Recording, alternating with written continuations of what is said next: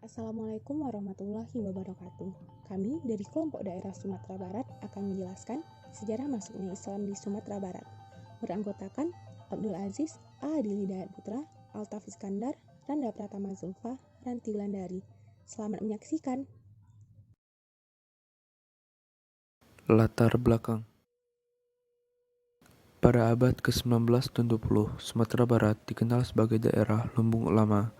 Hal ini dikarenakan wilayah tersebut banyak melahirkan tokoh-tokoh dalam bidang keagamaan, seperti Syekh Muhammad Jamil, Syekh Sa'ad Mungka, Syekh Muhammad Dalil, Syekh Tahir Jalaluddin, Sulaiman Ar-Rasuli, Syekh Yahya Khalid Al-Maghe, Zainuddin Hamidi, Mahmud Yunus, dan lain-lain. Banyak teori yang dikemukakan oleh para sejarawan lokal maupun orientalis asing mengenai masuknya Islam ke ranah Minang.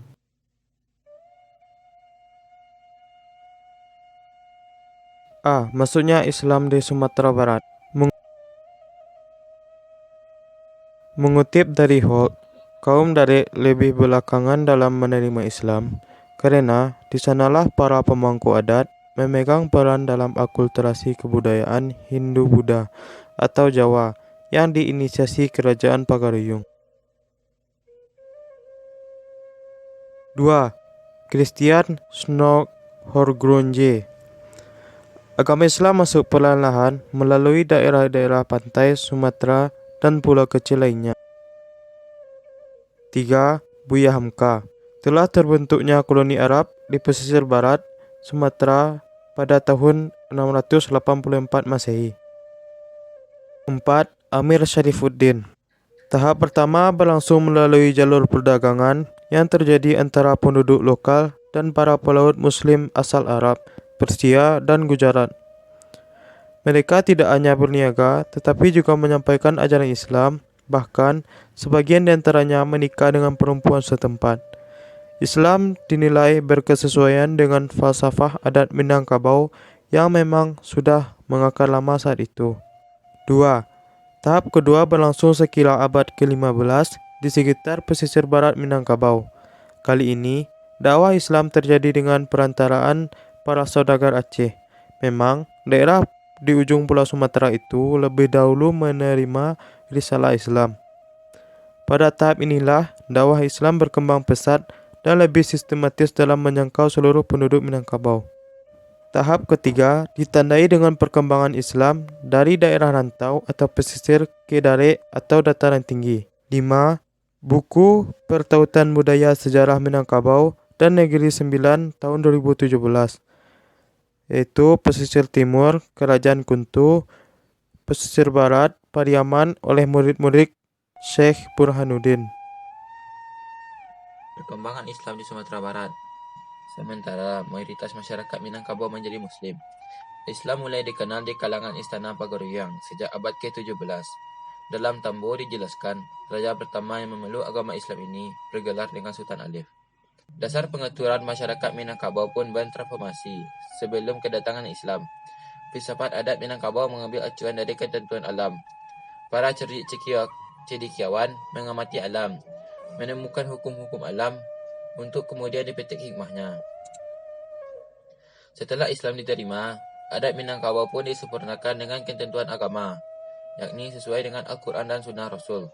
Dengan begitu, ada dua kitab yang harus dirujukan masyarakat setempat, yakni adat dan agama. Keduanya saling berdampingan tanpa harus saling meniadakan. Menurut pepatah, adat bersandi syarak, syarak bersandi kitabullah, merupakan sintesis dari operasi biner tersebut. Adat berjalan seiring ketentuan agama. Seorang pemuda adat harus mesti seorang Muslim yang taat menjalankan syariat Islam. Di saat yang sama, seorang ulama harus memahami adat Minangkabau secara komprehensif. Pemaknaan adat bersandi syarak, syarak bersandi kitabullah telah melalui proses yang amat panjang. Tokoh penyebar agama dan ulama Islam di Sumatera Barat. 1. Abbas Abdullah.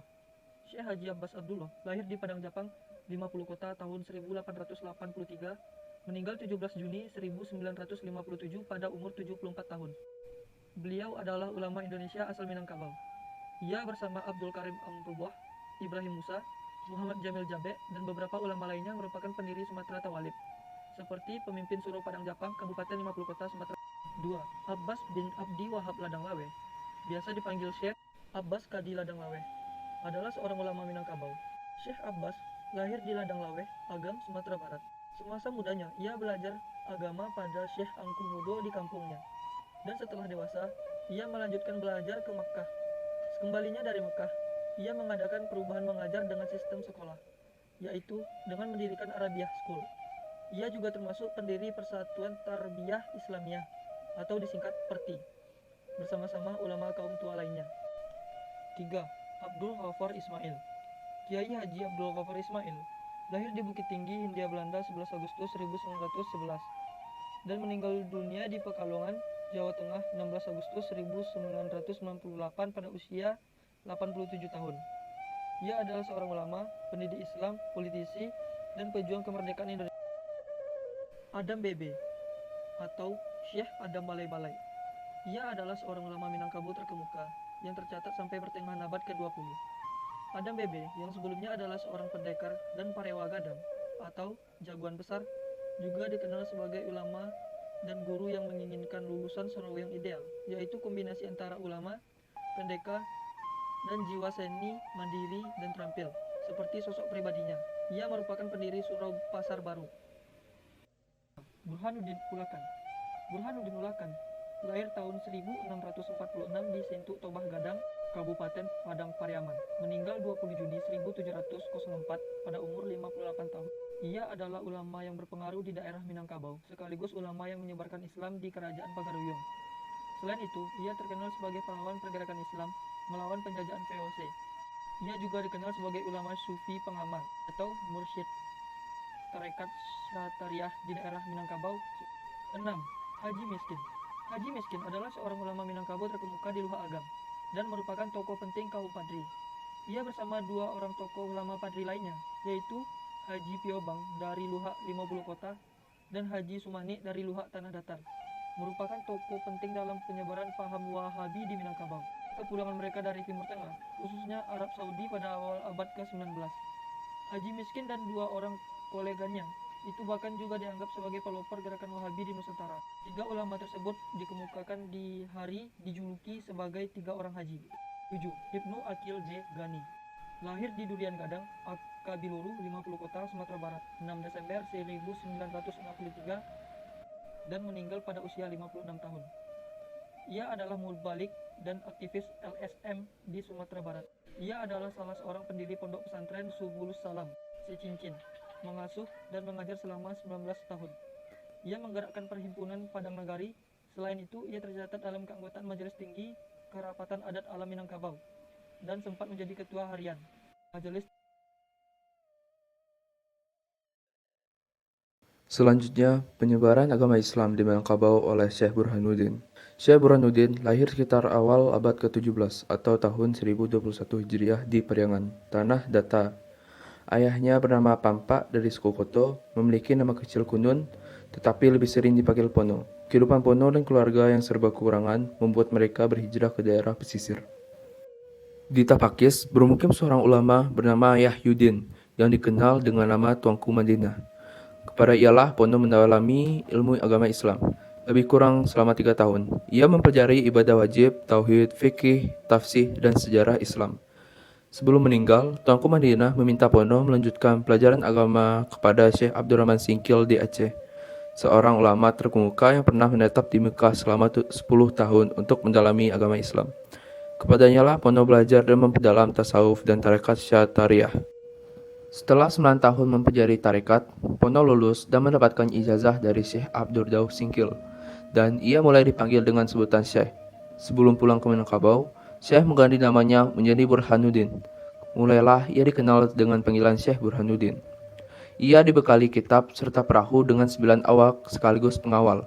Setelah menyusuri pantai barat Sumatera hingga akhirnya tiba di Ulakan, ia diberi sebidang tanah untuk kemudian digunakan untuk mendirikan surau. Setelah berhasil berdakwah ke masyarakat, ia pun mendapat sambutan baik untuk melanjutkan dakwahnya ke Raja Ulakan. Sejak itu, muridnya semakin banyak, tidak saja dari Ulakan, tetapi dari Sintul, Lubuk Alung, Pakandang, dan daerah Pariaman bagian utara. Murid yang telah selesai belajar dari surau tersebut diminta kembali ke kampung halamannya dan membuka surau serta pengajian di daerah masing-masing. Dengan cara inilah cabang pengajian Syekh Burhanuddin dan tarekat Syatariah menyebar ke berbagai pelosok Sumatera Barat. Syekh Burhanuddin wafat pada 10 Safar 1111 Hijriah atau 7 Agustus 1999 setelah 21 tahun berdakwah. Bekas muridnya sering berziarah ke Ulalakan setiap 10 Safar. Ziarah masal ini kemudian dikenal dengan tradisi Basapa dan terus bertahan hingga lebih dari 3 abad hingga kini. D. Peninggalan penyebaran Islam di Sumatera Barat. 1. Surau Gadang Syekh Burhanuddin. Terletak di Korong Taluk Nibuang, Nagari Sandi Ulakan, Kecamatan Ulakan Tapakis, Sumatera Barat. Diperkirakan sudah berusia lebih kurang 3,5 abad. Surau itu adalah tempat pertama kalinya beliau mengajarkan agama Islam pada muridnya sesudah kembali dari Aceh. Sekarang fungsinya masih sama, mengajarkan agama Islam. Spesifik, belajar kitab kuning, salat berjamaah, tadarus Al-Quran, dan TPA atau TPS. 2. Makam Syekh Burhanuddin. Dibangun di dekat Surau Gadang Syekh Burhanuddin, sering dikunjungi oleh para peziarah pada waktu bersapa atau bersafar. Kegiatan ini sebagai ungkapan penghormatan pada makam Syekh atas keberhasilannya mengembangkan ajaran Islam di Minangkabau, khususnya ajaran Satariah. 3. Masjid Asasi. Terletak di Padang Panjang, diperkirakan berusia lebih dari 300 tahun. Merupakan masjid tertua di Padang Panjang.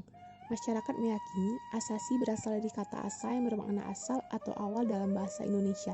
Masjid ini didirikan secara bergotong royong oleh masyarakat Nagari dan Ampek Jurai, keturunan dari 4 pasang suami istri yang datang dari lereng Gunung Marapi, Nagari Pariangan, Padang Panjang.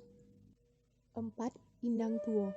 Tidak hanya berkembang di Pariaman, namun juga di Kabupaten Agam. Sudah ada semenjak 1958.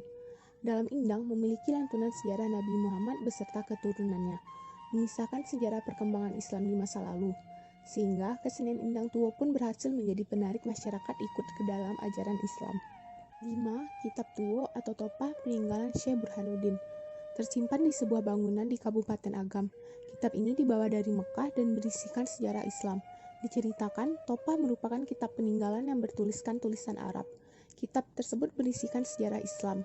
Keberadaan Topah sekaligus menjadi salah satu bukti agama Islam sangat kuat dan besar peranannya dalam membangun peradaban di Minangkabau. 6. Masjid Tuo Kayu Jao. Terletak di Jorong Kayu Jao, Kabupaten Solok. Telah berdiri semenjak 1599 dan saat ini menjadi cagar budaya di Sumatera Barat. Pembangunan masjid ini dilakukan menyusul dimulainya perkembangan agama Islam di kawasan Solok pada abad ke-16. Nagari tempat masjid ini berada maupun sekitarnya juga telah dibentuk sebelumnya, lengkap dengan 3 unsur kepemimpinan yang dikenal oleh masyarakat Minangkabau, yaitu alim ulama, cadia pandai, dan nini mama.